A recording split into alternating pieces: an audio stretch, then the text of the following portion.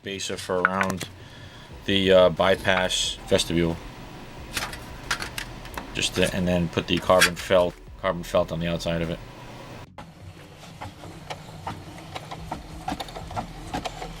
Alright, we're gonna get this carbon felt sewn up because it only comes in, well, I can only get it in small pieces at Home Depot. So I've got to make a few cuts and sew some seams so I can get it around the chimney through the tent unit that I'm making.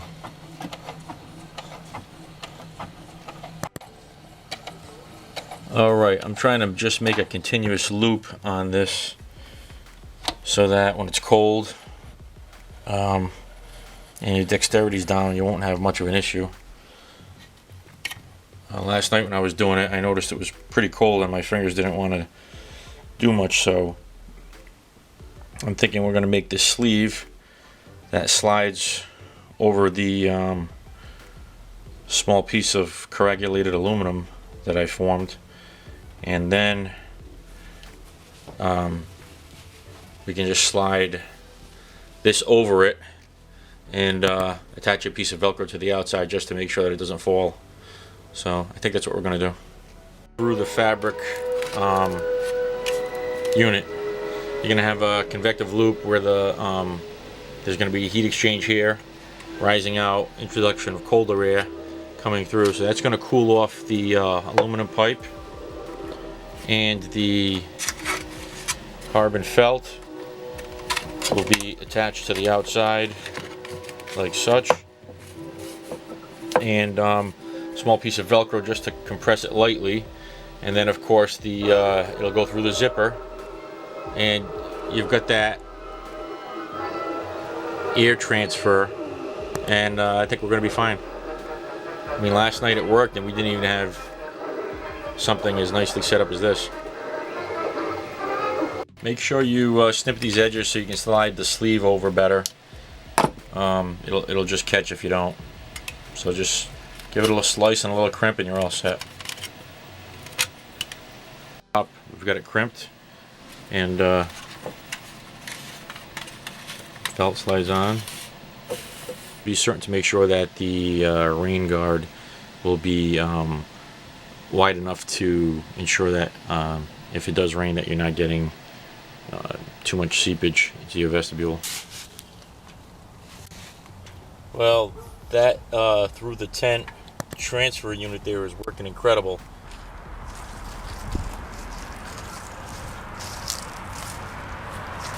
Hey guys, what's up? Susible.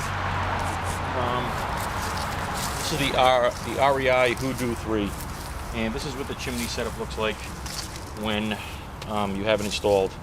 So what I'm going to do is take it apart for my boy Sim Dog, who wants a closer look at the chimney setup so he can make one, and show you the mods. I added a couple extra mods onto it just to help it be a little safer in the tent. Be back with you in a second. Hey guys, how you doing? Sim Dog, this is how I put the chimney together. I think this is a one of the larger soft drink caps, so you're getting it from like a Monster can. This is one of your gutter guards that you can get at Lowe's or Home Depot, and it's adjustable. You can do pretty much anything you want with it. So you kind of slide this Mountain Dew can down that you've modified, and it slides between that and a Coddle bottle, and you can unroll it and store it inside the keg, and it's very adjustable. So it's the way I went. A little bit of a kind of a rain guard. Also have another guard if it's really pouring out that you can add over this, which is just pretty much some tooling foil. At this height, you're not going to need any steel cans, so you're better off going with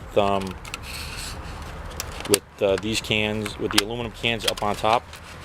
So this Diet Mountain Dew has just been cut and then just to size around the Coddle bottle, and what happens is it compresses this onto it, and you've got some adjustability on height, but it pretty much locks it in.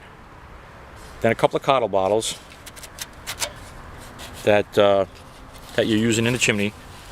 Here is also an extra Sapporo can if you need to elevate the chimney pipe or if you need to extend out of the stove to get out further out of your vestibule, have an extra Sapporo can here. What I did for the through the tent unit was basically some Kevlar, some carbon felt, which is right here. So I've got a piece of carbon felt, the same stuff that we use in the alcohol stoves. A piece of Velcro, just to make sure that it doesn't slip off while you're using the stove. I haven't had any trouble with it. We burned it for I don't know, 5 or 6 hours in the tent. And this is just a cottle bottle and a piece of aluminum flashing. I think these are 1-inch panels. They're folded like an accordion and riveted with steel rivets. And if you need to go over, if you need the transfer application to go over a fatter can, you can just open these pleats up a little bit, stretch it. You can leave them a little tighter for the cottle bottles, or stretch them out and then retighten them if the situation changes. So it's pretty, it gives you a lot of latitude in the diameter that you're going to use. I continue on down the chimney with a couple of cottles, and once again this cottle is fit onto a steel juice can that came from like an Asian juice drink. And what I do is put a regular Pepsi can aluminum sleeve over it, and this nestles, you can see in the top here that this will nestle right into the juice can. So this flanged end, tapered end, will go directly into that other can, and I just raises this a little to lock it in place, and there you go, it's locked in place.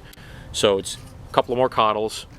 This is like a V8 can cut in half, and cut the end out, and that's just used to, it slides up and down this juice can just to hold this cottle bottle in place, because you're going to start changing diameters in cans.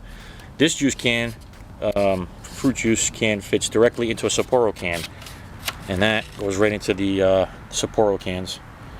So now we get down a little further, and for you guys that are going to make, this is pretty much the hardest part to make. If you're going to make this tea, I'm going to take it apart just to show you that as soon as it heats up, it seals completely.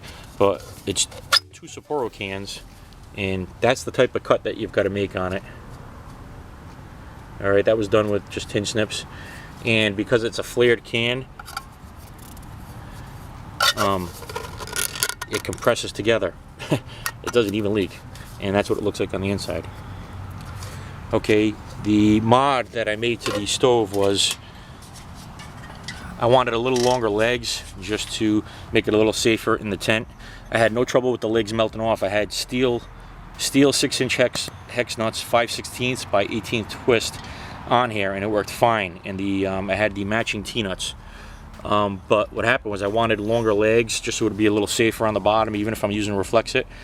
And I decided to go with some aluminum tubing. But of course, this allows you for adjustment right here. So if the ground's unlevel, they just self-level. Also, there's a little bit of steel here, so that the heat that's transferring from the unit is going to come down the T-nut and onto the steel and kind of dissipate, and the aluminum isn't going to be in direct contact with the mini keg itself. So, and we have this disc here, which is steel, and that's going to help dissipate some heat before that heat gets transferred down to the aluminum. Also going to add a couple of holes in the aluminum so that it cools. It'll be more self-cooling. There's a little bit of JB weld here. They fit pretty snugly, but you're going to have to JB weld it.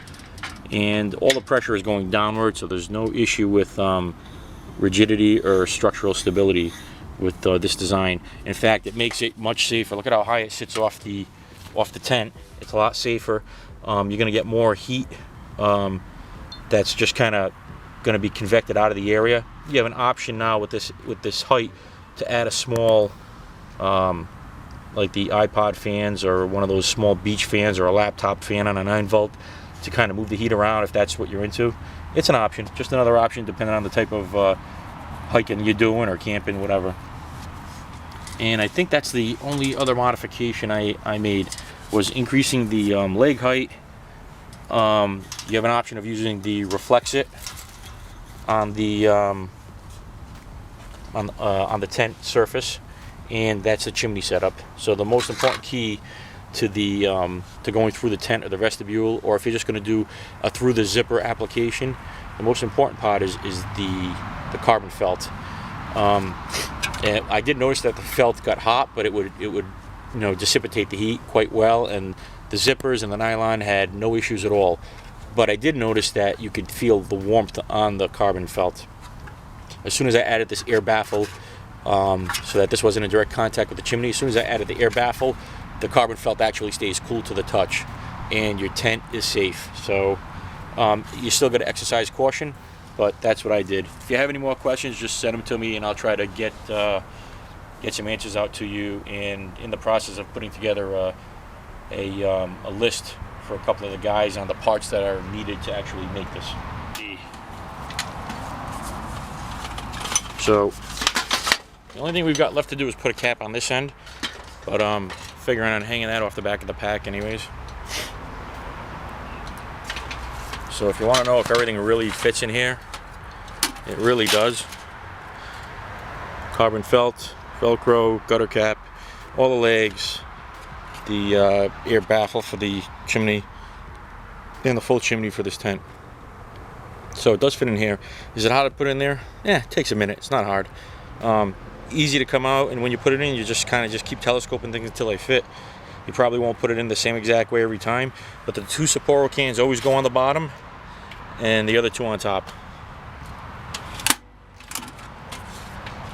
Peace. Gotta love this gear rack, but there's that heater right there. Get some in my gloves so you can tell that it's not that big. Gotta love this thing.